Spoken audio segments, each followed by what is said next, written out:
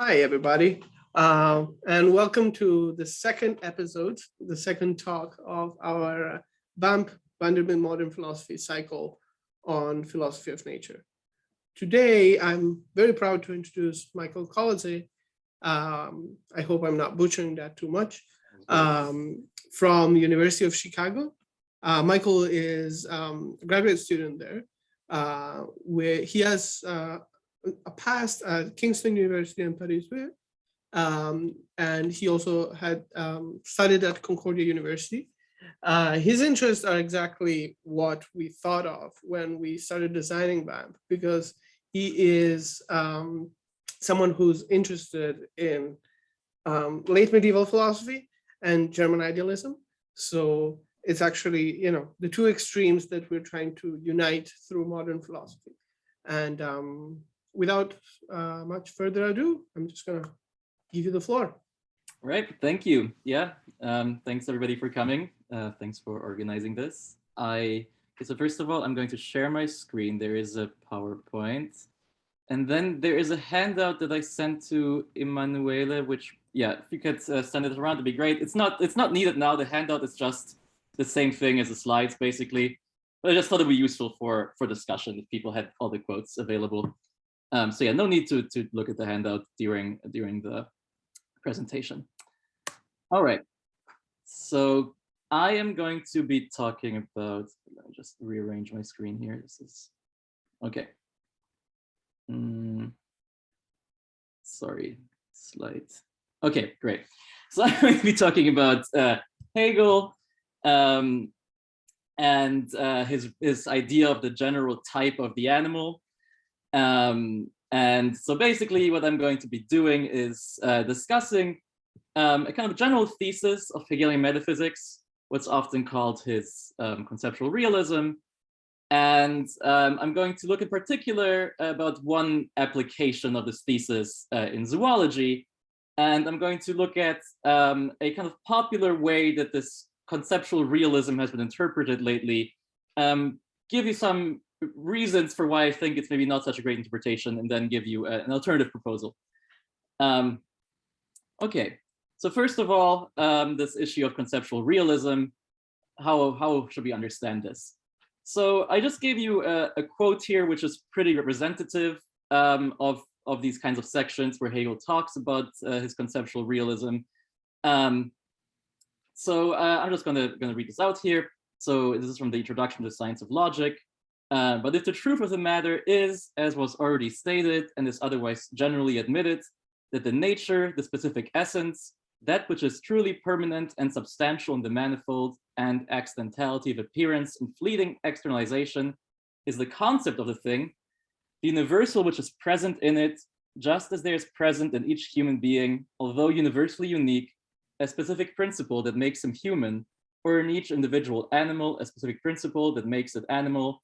If this is true, then there is no saying what such an individual could still be if this foundation were removed from him, no matter how many the predicates with which he would still be otherwise adorned, if that is such a foundation can still be called a predicate like the rest.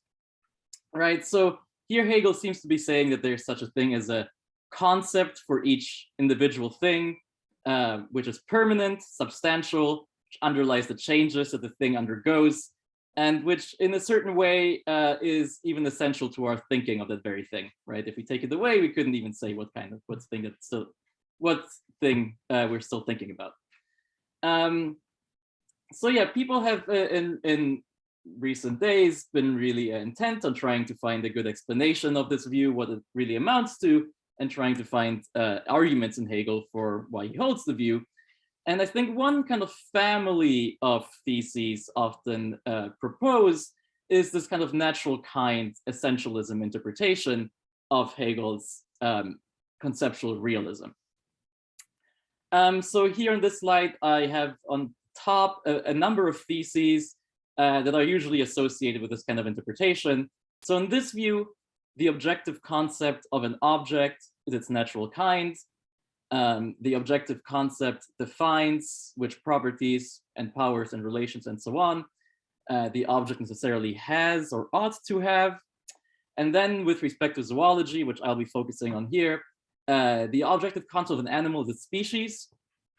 And this position is often taken to be supported by certain reflections on the nature of explanation.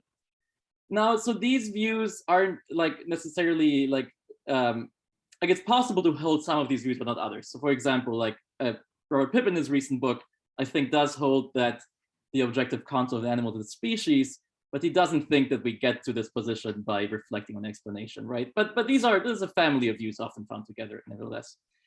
And in contrast, I want to propose the following reading, that the objective concept of an object is a sui generis speculative concept, that the objective concept gives us a set of determinables that one can rationally expect an object to instantiate, and it defines a prototypical kind of object in analogy to which others of the kind must be conceived.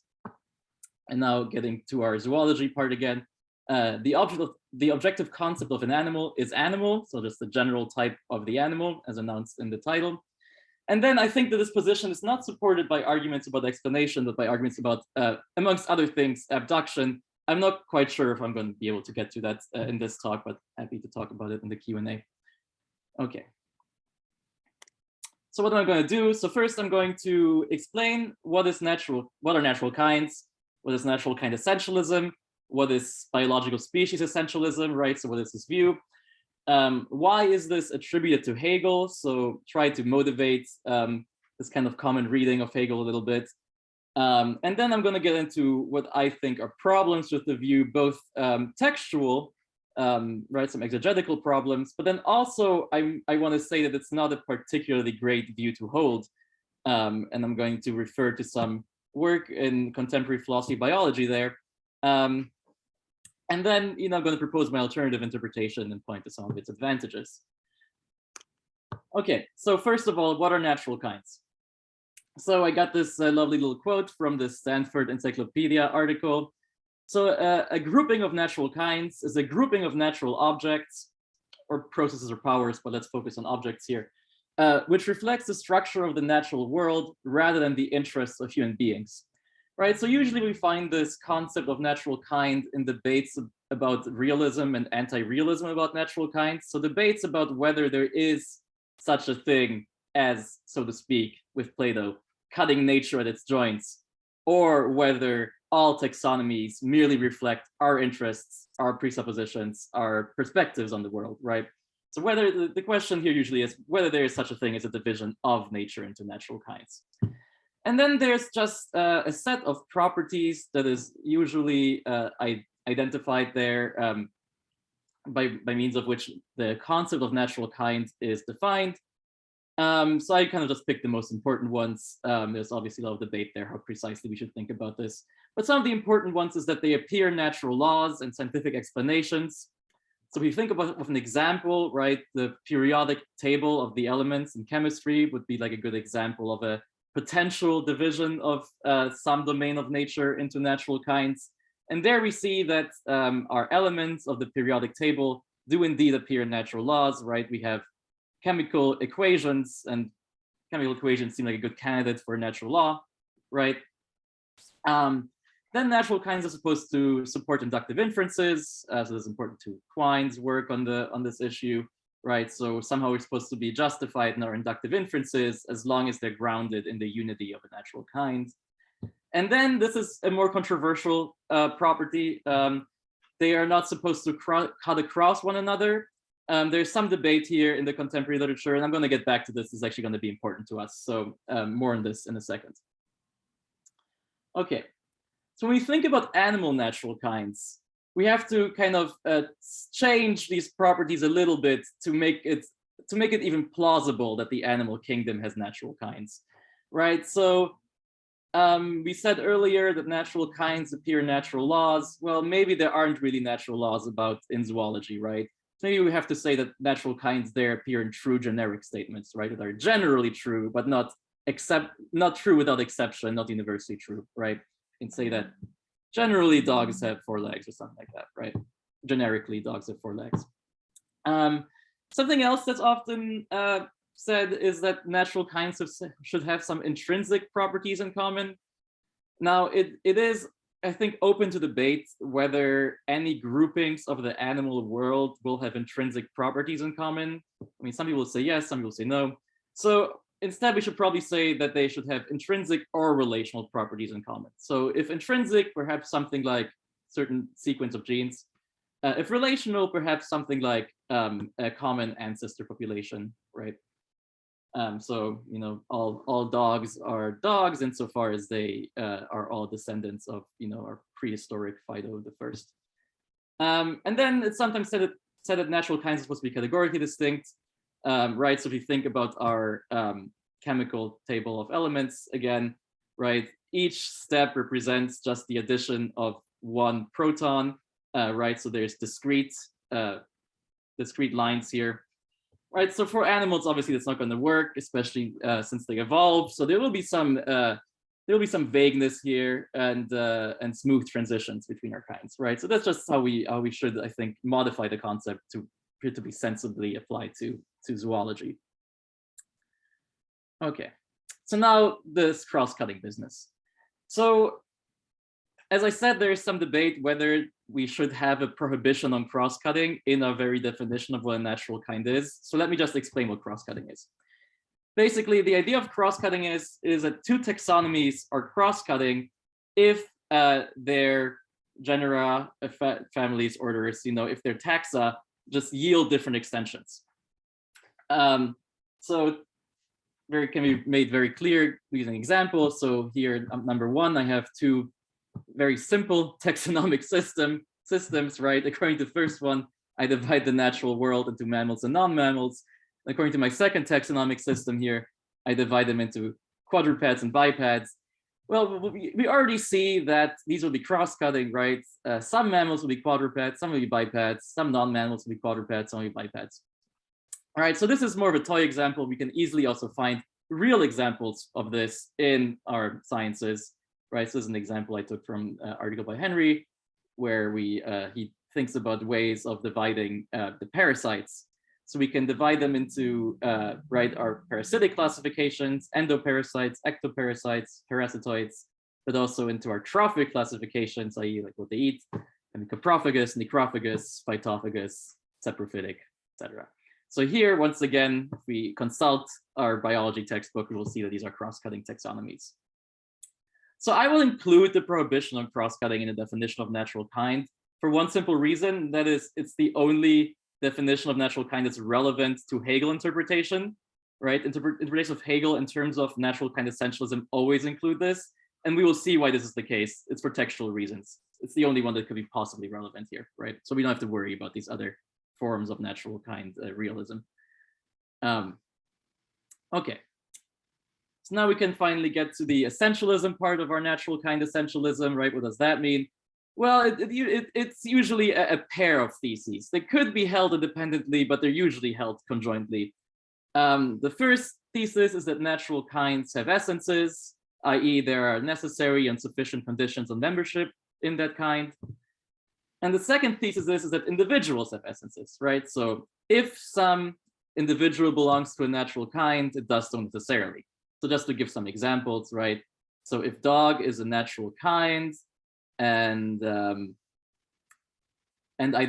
what I think is essential to doghood is their descent from a common ancestor, right? Then it'll be essential to the natural kind that all dogs descend from that ancestor, right?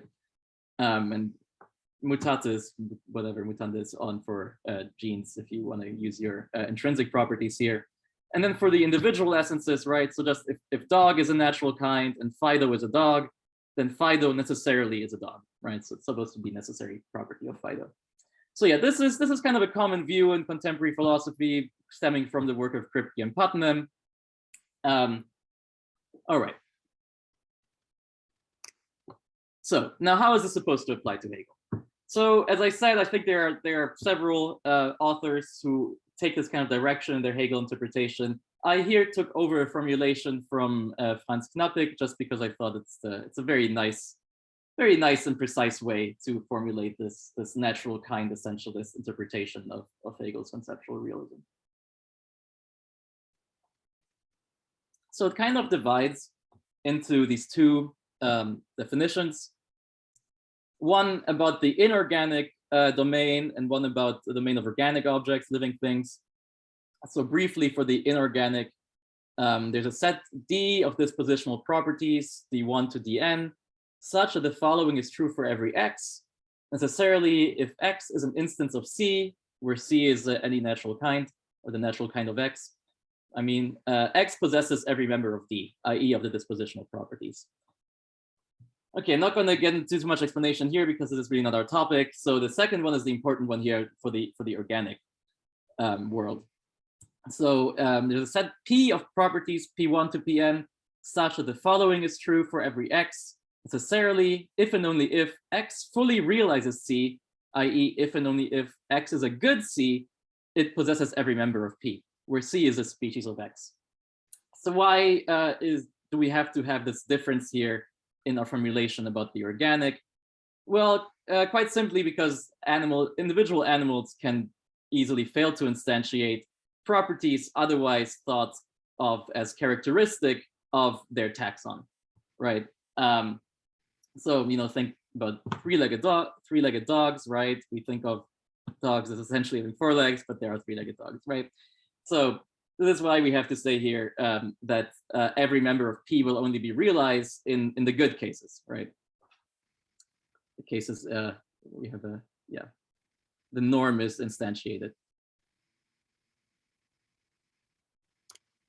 Okay, so now why would we want to ascribe this view to Hegel? Well, if we look back at our initial quotes, I think it's clear that there are some attractive parallels, at least, that might suggest that this is a neat way to explain Hegel's conceptual realism. Right, so we already said that the objective concept of a thing is supposed to be permanent, it's substantial, underlying the changes, and that indeed seems to be the case for species membership, right? So if we think of a caterpillar becoming a butterfly, right? Throughout all these very radical changes, it remains a caterpillar of its species. And not only that, but its membership in its species also explains the changes, right? It explains and grounds the fact that a member of that butterfly species first is a caterpillar and then a cocoon and then a butterfly, right? So it seems to be a good candidate for something truly permanent and substantial in the manifold of appearances. And then if we look a little bit at further down, right, there was this idea that there is no saying what such an individual could still be if the foundation were removed from him, from it. So this fits well with this idea of individual essences, right? If it's a necessary fact about the individual that it belongs to the natural kind it belongs to, then it seems like we can conclude that there is no saying what such a thing could be if the natural kind were removed from it. Right, so it seems like exegetically on the first glance a good fit. But obviously this is only exegetical. We also want to find an argument in Hegel, right? We want to find Hegel's reason for holding this and Hegel's reason for recommending this as a view. And then often what is looked at is Hegel's account of explanation. So in particular, there's this section called formal ground in the science of logic that's often referred to. Okay, so I'm just going to present this for the form of the argument here. I think there's many different particular ways that it can be spelled out, but I think the general form is in common, and then cast some doubt on it. So first of all, what's explanation? Well, explaining is just, an activity of thinking typically found in the empirical sciences, where we answer a why question about the state of affairs. Right, so we might ask, why is glass breakable, and then explain it in terms of the microstructure of that substance, right? For example, take any scientific explanation, right? And then the idea is that Hegel distinguishes in the science of logic between two kinds of explanations, the empty and the non-empty ones. And the empty ones really aren't explanations at all. And then the idea is that if and only if an explanation is grounded in the natural kind, then it is non-empty or non-tautological. Okay, so it is, I think, clear that Hegel does think that some explanations or some putative explanations are empty. So this is clear from just the text. I mean, you can look at the quote here. when the search for determinate ground does not go past the form of ground as we have just developed, then the assigning of a ground remains a mere formalism. The empty tautology of repeating in the form of immanent reflection of essentiality the same content already present in the form of immediate existence considered as posited. This exercise of assigning grounds is for this reason just as empty as any discourse only governed by the principle of identity, right? So empty, teleological, etc. So how is this supposed to go? Well, I think the idea is something like the following. They are non-empty explanations, right? So say I want to explain why Fido has 4 legs. The non-empty explanation would be something like this. Fido is a dog is its natural kind, and dogs are essentially 4-legged, therefore Fido has 4 legs. And then there's supposed to be the bad kinds of explanations, the empty ones, which for example, would go something like this. Why does Fido have 4 legs? Well, because his muscle tissue and osseous matter is arranged in a legwise manner 4 times.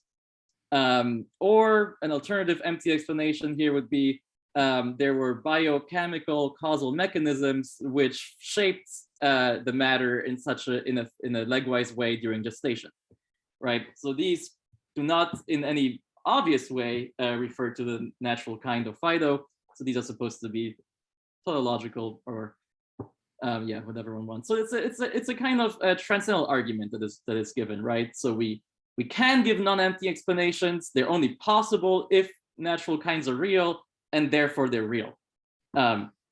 So I think, as I said, I think it is clear that Hegel does think that some explanations are empty, but it is not so clear from the text which ones he thinks are empty and what lesson we're supposed to take from that.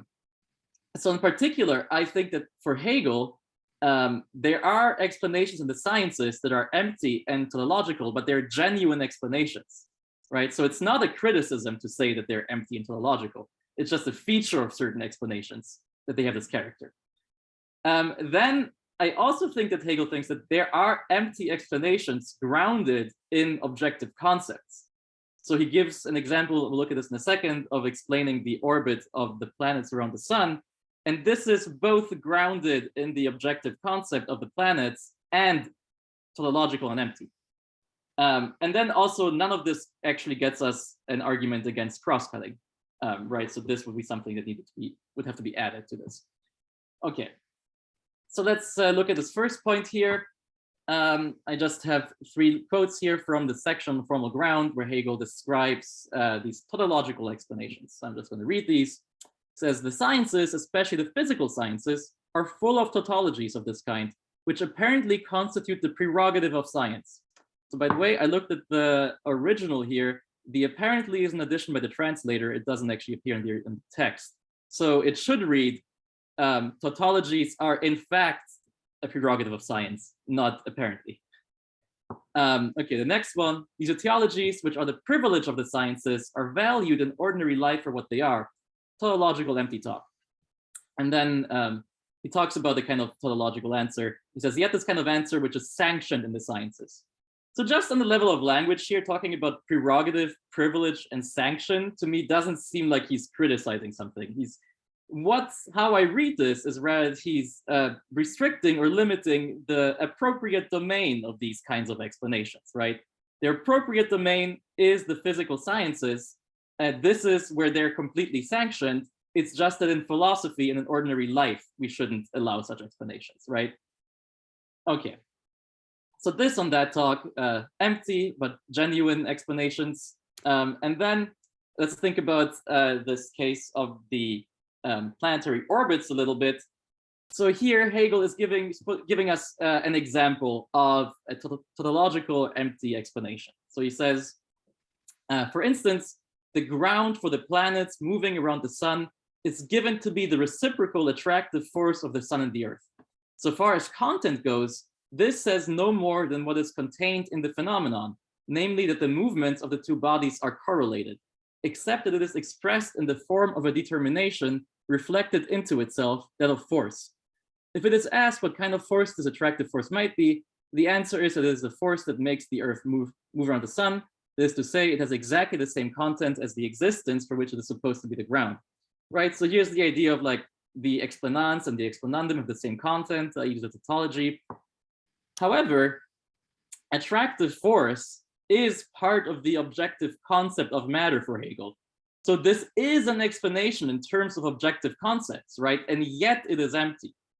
So if you just look at the pair of quotes here, just to underline this, so he says gravity constitutes the substantiality of matter, and together attraction and repulsion constitute gravity, which is the notion, the begriff, the objective concept of matter. Gravity is the predicate of matter, which constitutes the substance of the subject, right? So if the idea is that the reference to the objective concept is supposed to save us from from empty explaining, well, something that clearly can't be the case, because here we are explaining in terms of the objective concept, but we are still explaining in an empty way.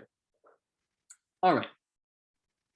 So much for, okay, let's skip over this, explanations. Okay, so now let's get to our zoology a little bit and think more about taxonomy. I also think that there are quotes in Hegel, in the philosophy of nature in particular, where he shows some uneasiness about the possibility of zoological classification. And this really puts into question the idea that there's one species per animal and that species membership is essential to the individual animal. So I have 5 quotes here. The first 2, I think a little more easier to deal with. The next 3 a little more difficult. Okay, so the first 2, they are of course animals which cannot be clearly classified. The reason for this lies in nature's not having the power to remain true to the notion and to coalesce neatly with the determinations of thought. And the second one, the animal world is perhaps even less able than the other spheres of nature to present an imminently independent and rational system of organization, to keep to the forms which would be determined by the notion, and to proof them in the face of the imperfection and mixing of conditions against mingling, stuntedness, and intermediaries. Okay, so here he seems to be talking about stunted and hybrid individuals. Maybe, having allowed vagueness into our natural kind distinctions, we could deal with such issues, right? So there will be vagueness, there will be hybrids, maybe that's fine. Then there's these other 3 quotes which seem to put into question in a much more fundamental way the possibility of finding a final or unique taxonomy of the animal kingdom. So the feebleness of the notion in nature in general not only subjects the formation of individuals to external accidents, which in a developed animal and particularly in man gives rise to monstrosities, but also makes the genera themselves completely subservient to the changes of the external universal life of nature. Right, so note that here he's talking about somehow the genera themselves being affected by this externality of nature. Consequently, the infinity of forms exhibited by animal being is not to be pedantically regarded as conforming absolutely to the necessary principle of orders. All right, so once again, something in principle about the animal kingdom is supposed to be such that our taxonomic attempts are perhaps partial, incomplete, multiple. And then the final one, the forms of nature cannot be brought into an absolute system, therefore. And it's because of this that the animal species are exposed to contingency. So now, I mean, of course, we will have to decide how to read absolute here. But I think on all the good candidates, unique, final, non-relative to human interest, on all of these candidates that kind of suggest themselves, it would be, I think, a problem to the natural kind essentialist reading of Hegel about biological species, right? There's no final taxonomy, there's no unique taxonomy, there's no objective taxonomy. So this is just some quotes, that speak against the idea that Hegel thought that there was such a thing as the species of an animal, or that species were essential to individual animals. Now I want to move away from just exegesis and talk a little bit about the view itself. And I kind of want to suggest that species essentialism, at least in the way that I've discussed it here, isn't a very good view, and that we should be happy if we needn't ascribe it to Hegel. So I'm going to talk about this particular issue in contemporary philosophy of biology called the species problem. So this is very simply explained. The idea is just that in biology, several non-compatible different definitions of species are operational, right? And depending on which definition of species we use, we will get different taxonomies, and these taxonomies will be cross-cutting. So I read some article that apparently someone counted 26 different species concepts. I find it's always funny counting kinds of concepts, but here are the most important ones, right? So there's a morphological species concept, so i.e. two animals are conspecific if they share a certain degree of similarity in appearance. Biological, right? So population forms a species if it's interbreeding, probably the one we're most familiar with. Is the ecological one, right, where species is defined by means of its environmental niche. And then there's a cluster of phylogenetic concepts, species concepts, where species are defined by common ancestry. And we can already see how it's possible for these to yield different taxonomies, right? So, you know, two populations of birds might look very similar, but occupy different ecological niches in two different, you know, geographical points. So in particular, I've looked at this recent study done by some biologists. They claim that the studies of the same group of organisms can produce not only different species identities, but also different species range. They collected instances from the literature where the same group of organisms was categorized both under phylogenetic and non-phylogenetic species concepts. And of course, what was the result is that there was frequent cross-cutting. In particular, and this is why this study in particular was interesting for me, is that it showed cross-cutting at the lowest level, right? The level of the species, and not just the level of the genus or family, etc. Right? So the result of this study was that 15 of the studies examined, 17%, not insignificant, I think, showed a definite non-nesting of the PSC-defined species, PSC being phylogenetic species concept. So I'm just going to translate this very quickly.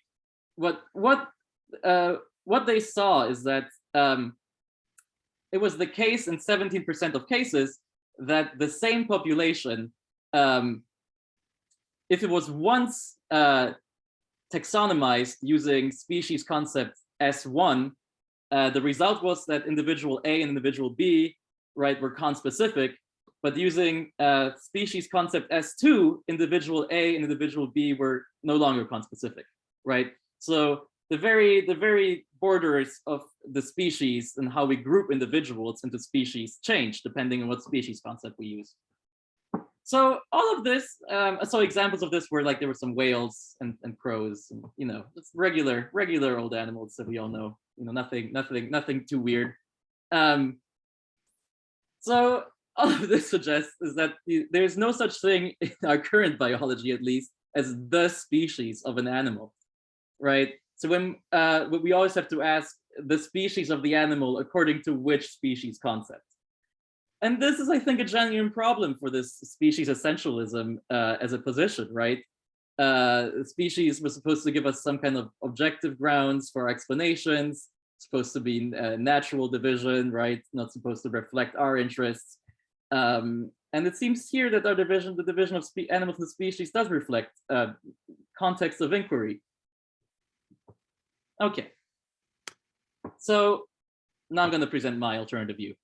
So I think that it's not the case that when Hegel talks of objective concepts, we have to understand these to be natural kinds, and in particular, they're not the species of an animal, right? So for animals, the objective concept will just be animal, the general type of the animal.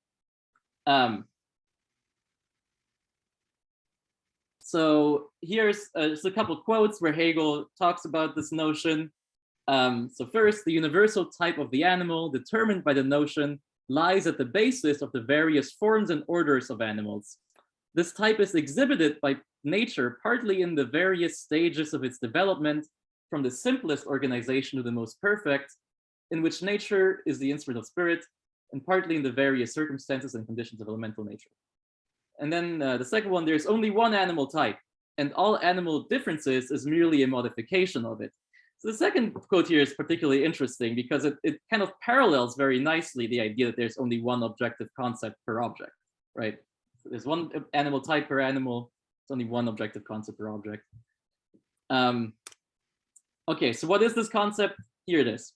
Actually, that's not the whole one. I left out details, but I wanted to fit it on one slide, right? It's just the concept as it is developed in the section on animal life of the Encyclopedia Philosophy of Nature itself, right? So quite complicated here. So it'll be part of the idea of shape, sensibility, and nervous system, osseous system, cerebral system, sympathetic nerves, blood, muscles, pulsations, arteries and veins, glands, skin, digestion, intestines will be part of it. And then yeah, I only put the really detailed subsections for the first heading, shape. Obviously for assimilation, generic process, it gets as detailed if you really want to get into the weeds of it, right? Sensation, digestion, formative drive, sexual procreation, and then 2 types of death. All right.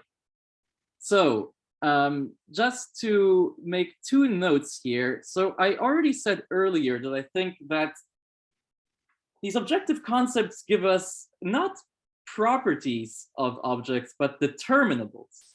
And we kind of see here what this means, right? So no animal has an osseous system as such, right? Animals have particular skeletons, right? So I would take the relation of a particular skeleton to the idea of the osseous system as given by the general type of animal to be one of determinable to determination, right? Same with digestion, right? What kind of digestion does an animal have, right? And then the other thing I wanted to mention here already is that we can see here why or how this concept is only the concept of prototype of animal.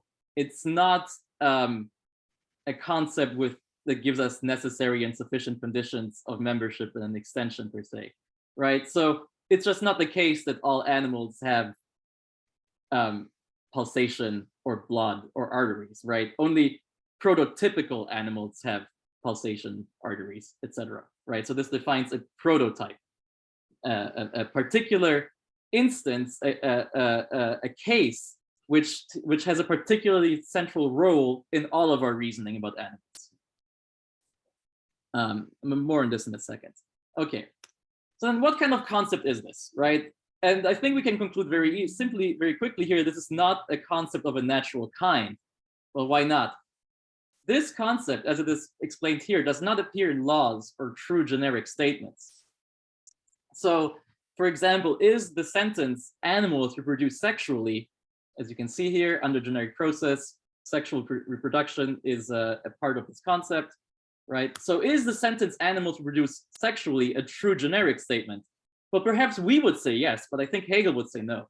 Why not? Well, because of this business about spontaneous generation. So Hegel accepts that life frequently comes from non-life, especially in the sea. Life is just spontaneously generated. So here he says, there are organisms that produce themselves immediately, however, and procreate no further. For example, the infusorial animalcula and the transparent mollusca. And then he says that it is in this way that the sea displays a host of stars, densely crowded into galaxies, and they are not inferior to the stars of heaven, for they have their origin in organic formations, while their celestial counterparts are only abstract points of light. So if you take anything away from this talk, it should be that you shouldn't feel awe at the starry skies above you, but you should only feel awe at the mollusca and infusoria of the sea. But anyway, the point being is that there's a lot of them. It sounds like there's a lot of them, right? So it doesn't really seem to be the case that it's generally true that animals reproduce sexually. Okay, all right, and this concept doesn't appear in scientific theories or taxonomies at all. Like, this is not something that Hegel drew from like a biology textbook, right? It's something that he developed in his philosophy, right? So it's not a concept of a natural kind. Instead, I want to say that it's a sui generis speculative concept, right? This kind of concept which only appears in philosophy as such, explicitly, right? So Hegel says that Meditative thinking is the thinking that is philosophical in the proper sense, i.e. speculative, as meditation, which in all its community with that first, i.e. empirically scientific meditation, is at the same time diverse from it. Philosophical thinking has its own peculiar forms, right? Its own peculiar forms of thinking, apart from the forms that they have in common with empirical science. And then he says, what has usually been called a concept has to be distinguished from the concept in the speculative sense. And I think when he talks about objective concepts, he talks about these concepts in the speculative sense. So what are they? What are they? As I said already, I think they give us sets of determinables together with prototypical cases, right? And then we're supposed to reason analogically from the typical cases to the less typical cases. So first of all, yeah, says, this is a kind of interesting little quote that's not really talked about much in Hegel. He says that representations in general can be regarded as metaphors of thoughts and concepts. Right, so the idea of the metaphor is here, the idea of analogy, I think. So I think the idea is that my representation or my empirical concept of, say, a mollusk or a dog is supposed to be a metaphor or an analogy to my speculative concept of animal. Right, this is the kind of relation that the two forms of thought are supposed to have to one another. Right, and so then he says in particular, so with the general type of animal, so in this subdued life of the infusoria again, and the protozoa and the tiny invertebrates, the rudiments of the organism are still so feeble that they can be only recognized through prior knowledge of more developed animal life. Right, so there's a relation of priority here between the typical case and the atypical case, and we have to have the prior knowledge of the typical case to have knowledge of the atypical case. And then, yeah, just more on this point, it is natural to progress in this way from the undeveloped to the higher organism, but in order to understand the lower stages, one has to identify the developed organism.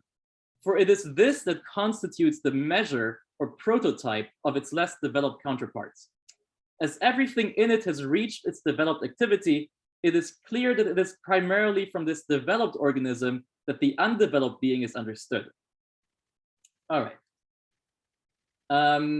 Okay, so I want to maybe go a little bit more into this. I think this is the process of abduction that Hegel describes here, right? It's kind of an analogical abduction. I think I'm probably going to skip over this in the interest of time, but I'm glad to talk about it in the Q&A. Well, yeah, just to kind of conclude. So I think these speculative concepts, and we find a lot of them in the encyclopedia, right? So there's animal, plant, crystal, planet, et cetera, chemical process. So I think they delimit a domain of natural properties and thereby ground our abductive inference or our hypothesis formation about the natural world. They tell us what kinds of properties ought to figure in our reasoning about certain domains of nature. This is a further claim that I'm making that I couldn't justify here, but just so I just want to bring it out here, throw it out. I think that these speculative concepts define what is meant by singular object in each domain, right? So they tell us what it is to identify something as an individual or singular. And as such, cross-cutting is just trivially ruled out, right? Right, a singular can't have two of these speculative concepts if singularity itself depends, on the speculative concept. And then Hegel doesn't think that his work here is revisionary in any way. He just thinks he's making something explicit that we do anyway. So he says that these speculative concepts are pre-reflectively operative as instincts of reason in our reasoning about nature. And what he does in his work is just kind of make explicit what is already implicit in our rational instincts in our reasoning. All right, yeah, so just to summarize, so I hope to have justified my reading here a little bit, showed what I think is maybe problematic with what has now become, I think, a standard reading. And obviously I also want to say what I haven't done. Of course, what I haven't done is shown you how to derive any of these speculative concepts, right? So this will be a story about dialectics, about Hegel's ideas of the method of philosophy. But yeah, that has to be a different story. Anyway, yeah, thank you, everybody. Looking forward to the Q&A.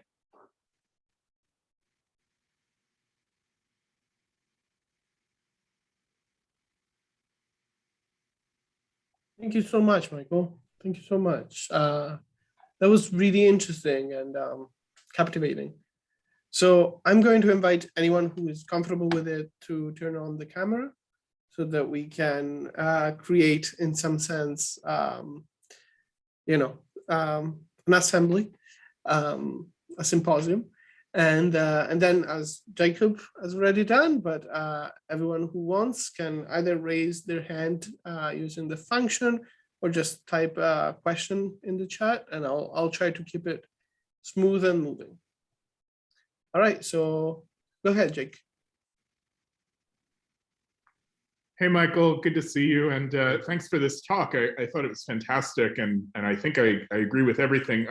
Just a sort of simple-minded question. So it sounds to me like there are really two big moves you're making vis-a-vis the natural kind reading. One is we're going more general. So we're talking about the animal as opposed to like, the parrot or the dog or whatever. And then the other is with this idea of determinable rather than determinate and prototype rather than, I guess I'm wondering like which of the two is more important, and maybe just a way to press the worry would be, so imagine your sort of natural kind interpreter comes back and says, oh, well, yes, it's true. I can't fall back to the general level of the animal. I've got all these parrots and dogs and apes, roaming around in my bestiary. But nevertheless, I would like to help myself to this business about the prototype and about the determinates and determinables, right? And that's how I'm going to handle all these apparent counterexamples in the natural world. What do you say to that? Or how do you sort of ward off that type of move? Interesting. Yeah, I'm wondering whether then we would still be talking about natural kinds. Because in a certain way, I mean, natural kinds, it seems to be a part of our definition or idea of natural kinds that they're supposed to ground, if not necessary laws, at least generically true laws, right? So I mean, if they want to do that would be great, but I think that they're conceding already so much to me that they're on my side, so to speak. And the other thing is the business of explanation. I do not see how these kinds of concepts of prototypes and have this kind of analogical unity could even in principle play a role in scientific explanation. Whereas, I mean, our natural kinds are really supposed to do that. That's in part what it's just the idea of a natural kind. Yeah, so I mean, these two, I would say these two things, yeah.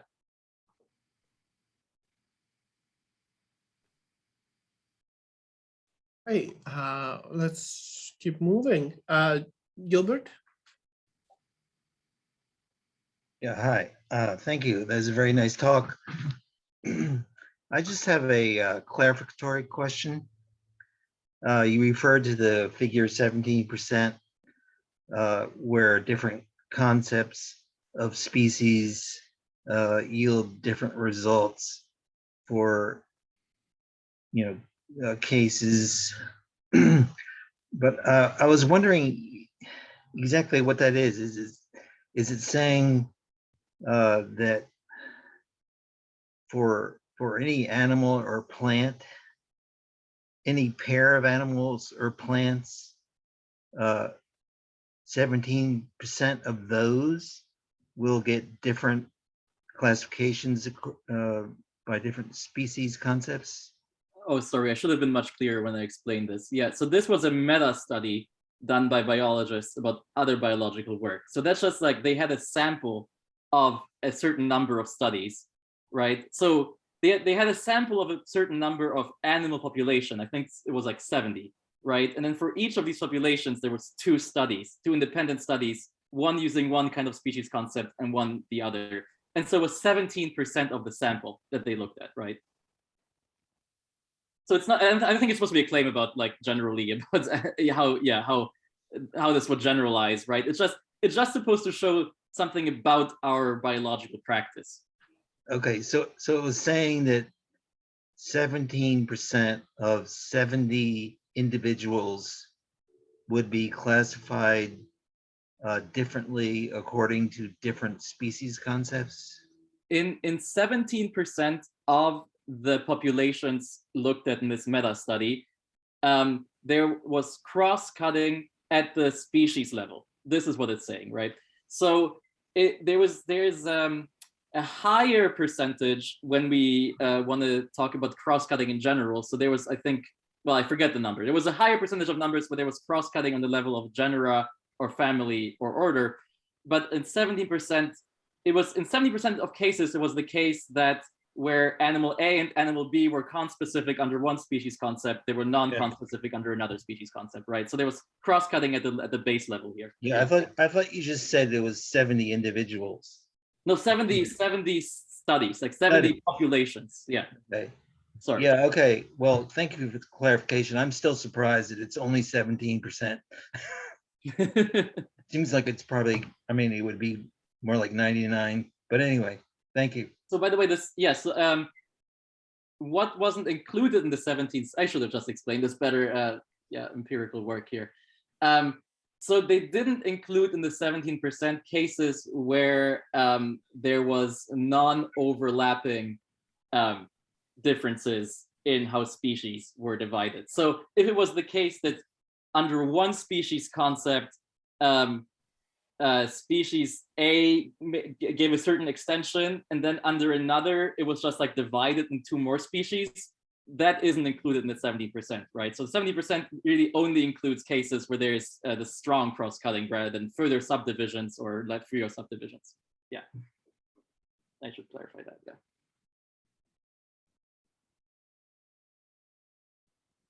Thank you. That's particularly fascinating. So next up, we have Eliza. Oh, I'm happy to let someone else go if there's a line, because No. I think you're next. Just because I get to talk to Michael a lot about this stuff, but I want to ask anyway. Okay. But this way, we all witness. Okay. We all benefit. Yeah, make any promises, but I have kind of 1.5 things, and what the 0.5 is just a comment about. I mean, it's sort of just suggestive. It seemed to me like what you were saying towards the end about the nature of speculative concepts, like the things that are revealed about them as a result of your reading. It for me, the association was something like Goethe's notion of concept, that in fact you get something more like that the kinds of concepts we see operative in nature are more like these sort of spectrum concepts, like the color wheel or like the intermaxillary bone, where you have this collection of things all together. And it's not a kind, it's rather this sort of articulated collection of things. So I thought that was interesting.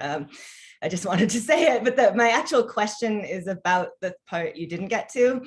As you know, something I'm very interested in, this notion of the representations as being metaphors for concepts, and also in particular about the way in which I think one of the things you really left open, and I think wisely so, because it's sort of like a nightmare thicket of interpretation, is this question about, well, like what at the end of the day, like how does it work?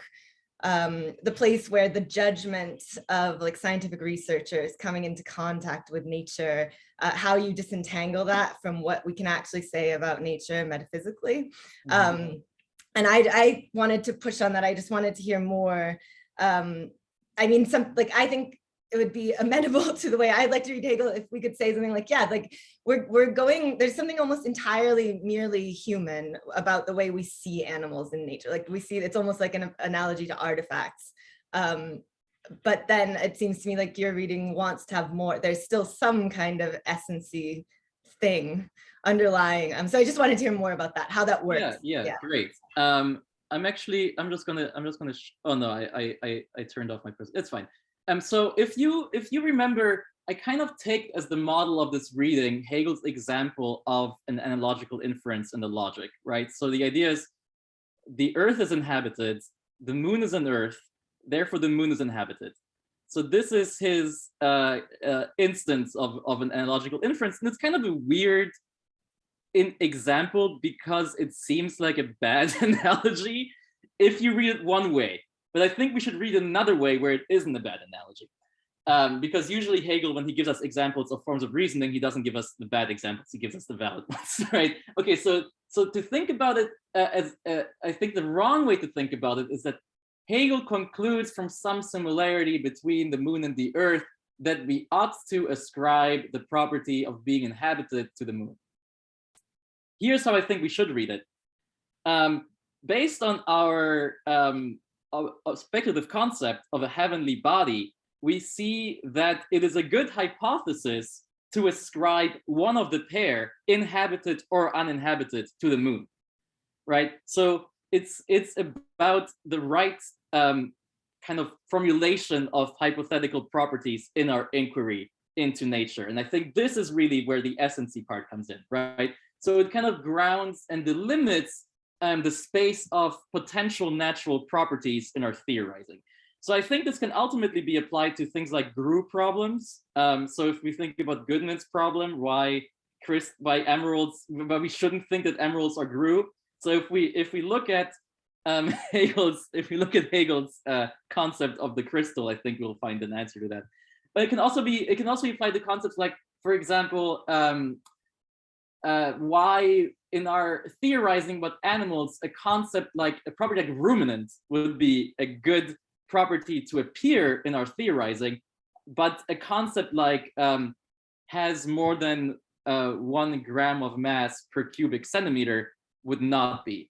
And in fact, I did a very quick research on this. There is actually no information out there on average animal density, which would suggest it was getting something right here, right? Like average animal density is not something, a relevant natural property in the domain of zoology, but it would be in the domain of, like, when we talk about chemical elements, right? So I think this is kind of supposed to ground and delimit this space of properties that we can reasonably include in our hypotheses in our inquiry into nature. Does that answer the question? Okay. Yeah, it does. I think I still have some questions about, I want to push on it, but I can do it at another time. Thanks, Michael. Yes, because actually the queue is ballooning a little. So Andrew? Yeah, first, thank you. I like the talk, and my question might reveal how little I understood, but I think maybe one benefit of the natural kinds essentialism view, to me at least on face value, is that it can preserve how we can distinguish things that do and don't live up to their concept. So the question of, like, later in the logic when Hegel talks about like a bad plan, a bad state, and how we judge based on the concept of, you know, plant and state. It seems like if we do away completely with this kind of natural kinds view, we have trouble with talking about how things may or may not live up to their concept. So on your view, which I think I like a lot, how do we deal with those kind of distinctions? Unless I misunderstood something about your view and how it differs. No, thanks for the question. Yeah, so I think I can still preserve that. And in fact, I can also explain some other things that Hegel says. So it's not only the case that Hegel says that individuals can be bad instances of their kind, but that kinds can be bad instances of, you know, further kinds. So here we see that, for example, mammals are very good animals because they exhibit directly some of the features that we see in the you know, general type of animal, right? They have an osseous system, a nervous system, pulsation, and blood. While our mollusks will be very bad animals insofar as they only have analogs to these systems, or maybe there'll be a single organ which fulfills multiple functions, and so on. So I think I can still very well accommodate this. Another thing that I wanted to mention, though, this was a part of my presentation originally, and then I ran out of time, was that it's not only the case that Hegel says that things may fail to correspond to their object. Insofar as anything is finite, it does fail to correspond to its object. And this natural kind reading cannot make any sense of this, right? And I think I have a very kind of natural way of explaining this, which is that, well, no finite thing per se instantiates a determinable. It only instantiates a determination of it. And it is finite just insofar as it is a determination, and thus excludes all the contraries of the same determinable, right? Where just negation is the basic idea of finitude. Yeah, so that's just two things I wanted to say on this. Yeah, so I think I can accommodate this. Yeah.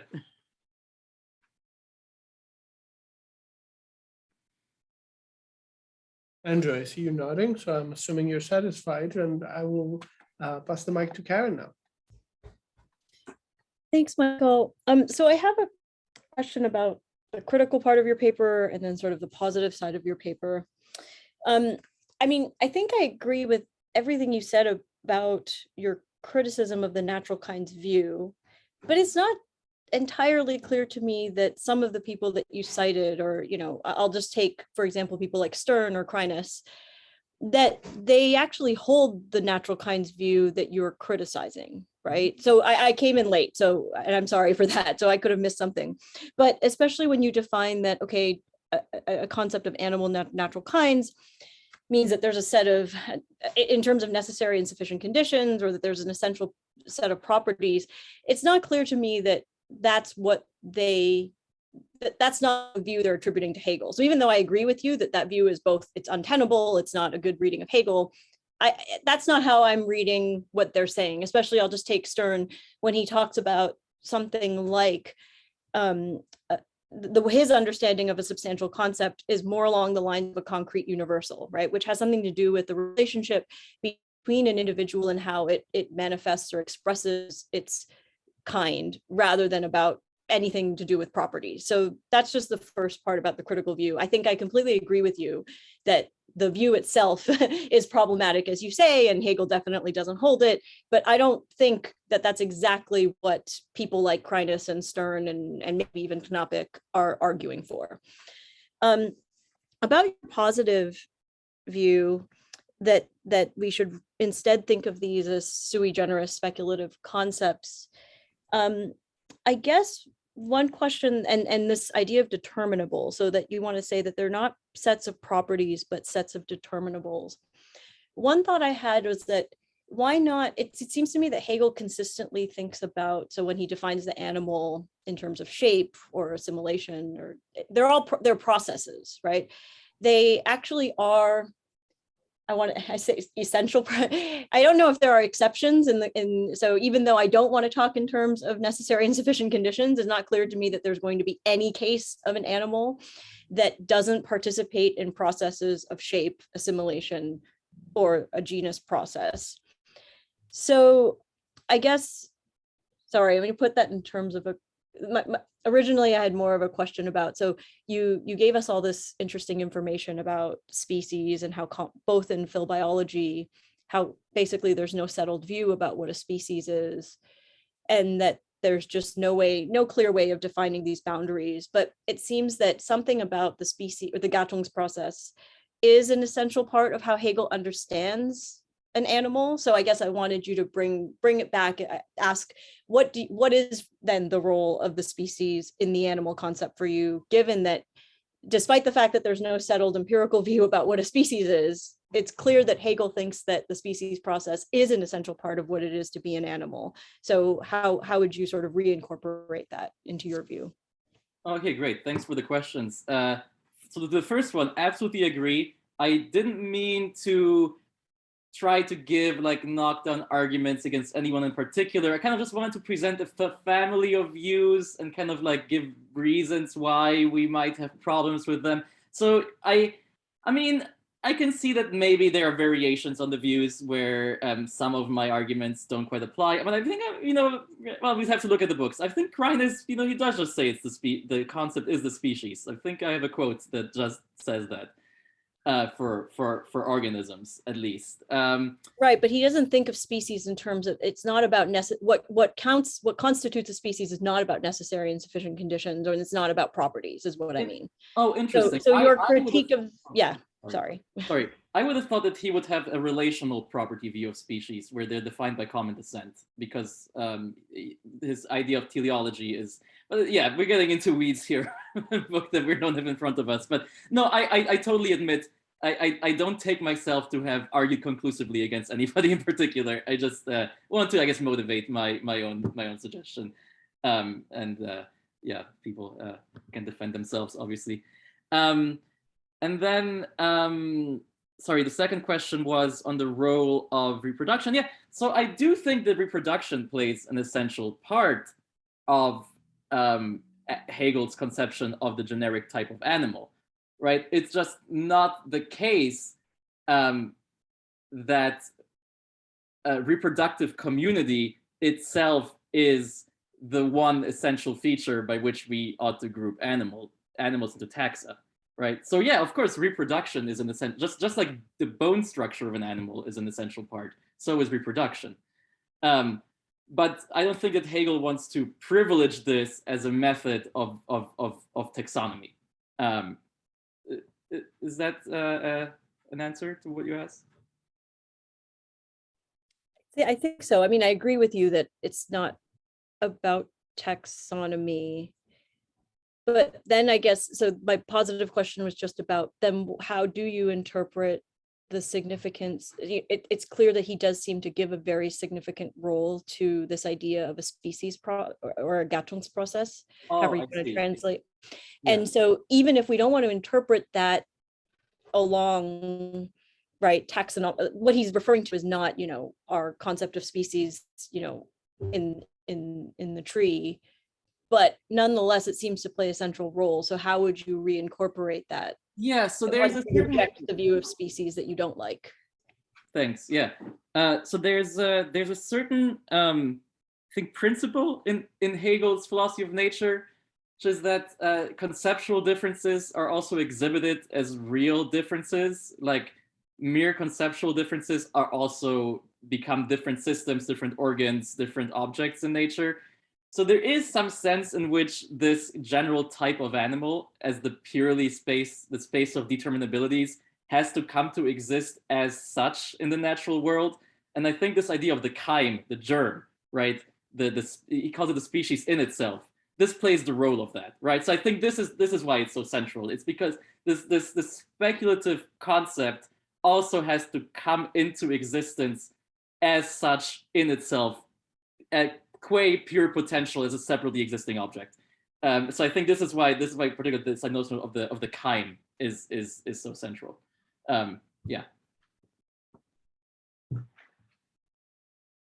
All right, thank you both. So now we have Stephen. Hi, yeah, thank you, Michael. I think I agree with basically everything you said. I thought it was a great talk. I just had a question about how you understand the prototype in relation to that for which it is a prototype. And so one of the ways you put it was in terms of a certain kind of abduction, which is something like, we have to, in order to understand the protozoan as a life form, we have to sort of compare it analogously to a more developed form of life, a mammal, for instance, something like this. And that seems good. And I'm fine with that. But I guess I'm wondering, like, there's something about that which seems on its own to be kind of too subjective in the sense being like, what, in order for us to understand the protozoan, we need to look to the other, more developed forms which sort of illuminate the life form in general. And I guess I was wondering, is there some other difference about the prototype which sort of allows it to be the prototype? And I guess, something I like that comes to mind is that if we take the sort of explanatory power of that's supposed to be applied to the natural kind and sort of remove the empirical element from it, which is to say something like, the kind is supposed to somehow, be the ground of the particularities and the singularities. Then the prototype is the one that does that, but that prototype doesn't have to be an actual natural kind in the empirical, I don't know. Yeah, I guess I was just wondering, the sort of the objective meaning of the prototype. Yeah, so I mean, to really answer that question, we would have to, really look at how Hegel develops this idea of the general type of animal. I think one part is what I just already said to Karen. It's that in the more developed animals, what are conceptual differences will also be differences in systems or organs that are mutually external. So somehow this allows a differentiation of aspects of animal life, qua just present as mutually external in space and time, right? Which with these less developed animals do not show for Hegel. So this is a kind of feature that is objective about the animals. This is nothing just in relation to us. It's just that the higher developed animals do exhibit just explicitly a certain unfolding of the conceptual parts of animality that the lesser developed animals don't. Yes, I mean, I do think this is supposed to be, therefore these are supposed to be objective features, right? We can then also, maybe provide other features, like it's very clear, for example, where the boundary of a mammal is supposed to be. And I don't think that this is just anything to do with our particular peculiar features of human thinking. It's just that mammals just have clear boundaries compared to just more other forms of life, which maybe form weird colonies, like jellyfish. They form weird colonies. Are they one? Are they many? Who knows? Right. So here we might need the analogy with the mammal in order to even individuate properly, right? So once again, this kind of relation I take to be just an objective feature of these animals, not really something in relation to our peculiar features of human perspective. Yeah, was there another part to your question? Sorry, now I forget. Yeah, I guess yeah, the other part was something like, actually I'll skip the other part. You answered the most important parts. Thanks.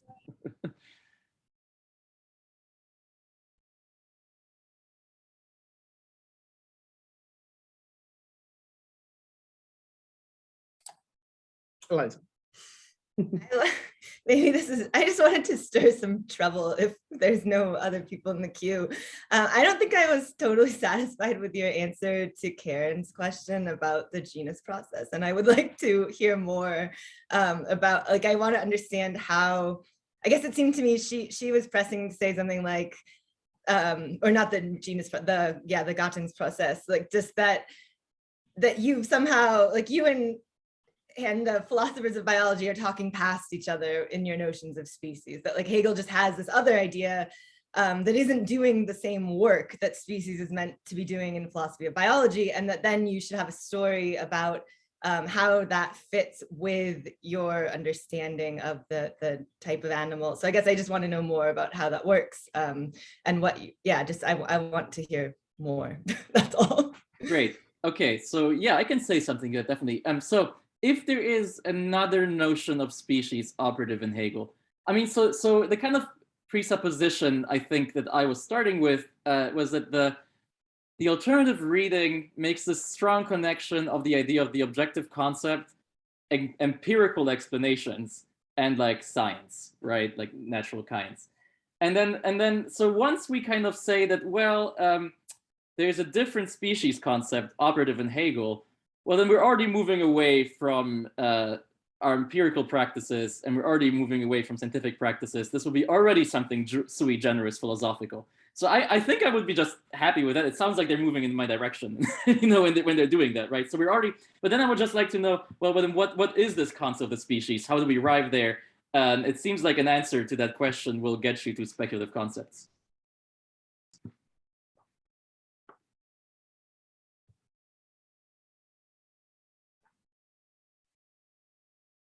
I think you have indeed stirred some trouble, because I see Jake coming back. So I wanted to ask about, I mean, one of the ways I understand your project here is, I mean, it's a question I've had before too, of how you square Hegel's conceptual realism with his various claims to the effect that nature is a mess and it's falling apart and there aren't these clear borders between things. And yet he also just seems to say a human is a human and a dog is a dog. And so how you square these things. But one of the ways I've seen of reconciling the two is to say, well, yeah, reality insofar as it's rational falls into kinds, but nature isn't fully rational. Thank God there's Geist, because there, we don't have the same kind of. So I guess I'm wondering, A, what do these people story look like when they build it out to include Geist? And B, what does your story look like when they build it out to include, just to move the debate onto some other terrain? Can they solve their problems with indeterminacy by going Geistig? And similarly, can you account for, or do you have a story to tell on which nature is still sort of falling apart in a mess in a way that Geist maybe isn't? And just to say, as a very quick piece of background, I'm thinking of the observing reason chapter in the phenomenology. So not as much about the logic, but this story kind of Hegel tells where, reason is the certainty of being all reality, and it goes to investigate nature and finds nature just isn't really up to reason's standards. So yeah. Yeah, great question. So yeah, I think on my reading, I mean, I can accommodate this idea of like nature falling apart. Yeah, I mean, but we will just have to see nature as giving us a series of phenomena under these speculative concepts, and they will stand in different degrees of appropriateness or analogy to the typical phenomenon, right? So this just constitutes this Ohnmacht der Natur, right? The fact that we have these mollusks which don't reproduce at all, right? Even though reproduction should be a part of our concept of the animal, but there's the mollusks that don't reproduce at all, right? And so yeah, with respect to spirit, that's a good question. I haven't thought too much about spirit yet. I think I can still make sense of certain features of Hegel's philosophy of spirit that I think are difficult to make sense of otherwise. I mean, for example, like think about like why we need like a king in the state, right? So this is a very strange claim, one that nobody even tries to defend, or like, you don't really read people writing papers on Hegel's justification for monarchy, right? It's a hard one, but I know of one. There's one. I'd like to read it, yeah. But if you think about Hegel just trying to give you the model of a typical state, right, an analogy to which we can understand other states, then this kind of makes more sense, because it will just be the idea of a separate moment of arbitrary willing, right? And it just, in the typical state, this will be just a separate moment, a separate individual, but maybe in the less typical state, this moment of arbitrary willing can be a vote in parliament or something like that, right? So once again, in the more developed form, a different organ existing by itself will fulfill the function, while in the less developed form, perhaps only one organ which fulfills multiple functions, parliament, but we can, in analogy to the typical case, then understand the less typical case. So I think this works actually quite well here. Yeah, the idea that like that spirit is subject. I mean, I think what Hegel is saying when he says that spirit is somehow less ohnmächtig than nature is that we don't have to rely on just contingent empirical taxonomies when we look at spirit, right? We can develop quite concrete notions just philosophically, right? Like the state, or like, the Germanic period of history. And that's, we just don't get to this level of concreteness in nature, right? So nature, we just have to have our contingent perspectives on nature, our empirical taxonomies, etc. Yeah. Thanks.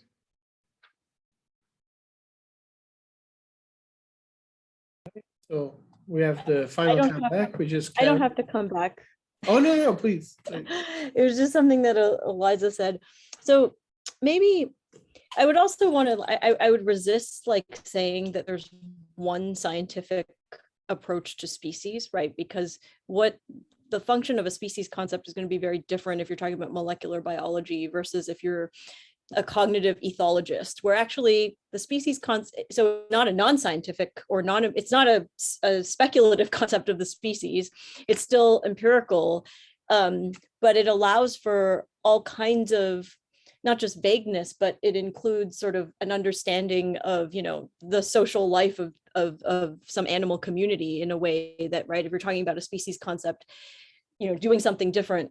So I guess it's more that I don't, maybe there's room in Hegel for something, right? So there's the contingency of nature, or the weak universality of nature, as he sometimes calls it. And then there's, there's the speculative concept, but something about the concept of species is giving us a way. Jake talked about bridging the gap. I don't know if this is a way of bridging the gap, but there's got to be some option that's not just like, if okay, nature's a bit of a mess, but then we go pure speculative sui generis a priori, like that's all that, right? That's all the concept of the animal is. That doesn't sound right to me either. And it seems like there's got to be room in Hegel for something, not just that bridges the gap, but that opposes that dichotomy altogether. Do you see what I mean?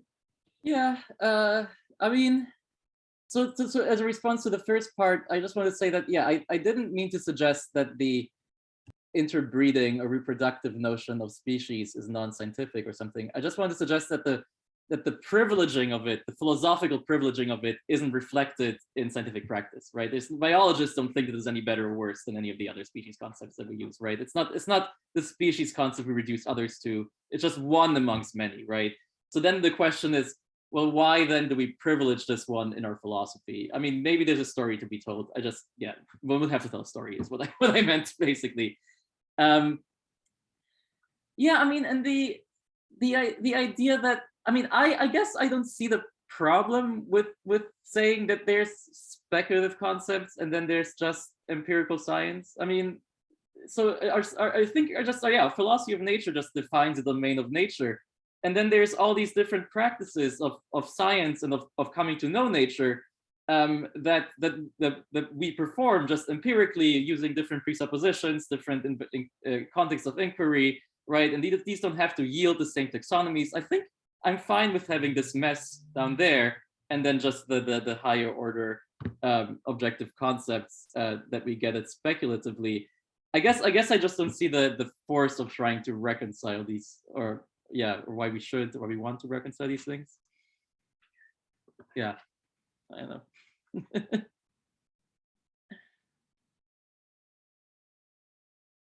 Right. So we still have 5 minutes if anybody has a pressing question.